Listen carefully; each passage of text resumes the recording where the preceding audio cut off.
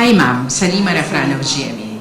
Ma'am, para po mas maintindihan ng publiko, ano po yung naging dahilan ng Korte Suprema kung bakit nga po naging null and void ito nga pong articles of impeachment at hindi po dapat matuloy ito nga pong impeachment trial laban kay Vice President Sara Duterte?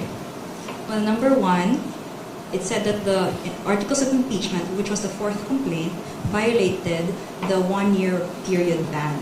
Because there were 3 complaints that came ahead of it.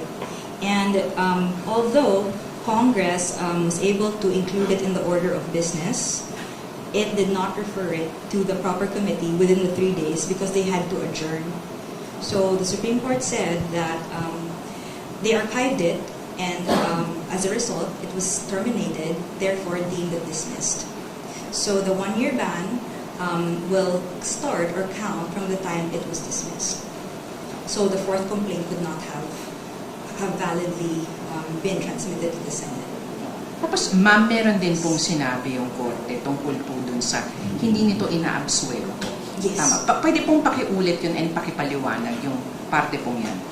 So the court The court said it is not absolving Vice President Duterte from any of the charges against her. So that means, again, hindi siya absolved from any of the charges.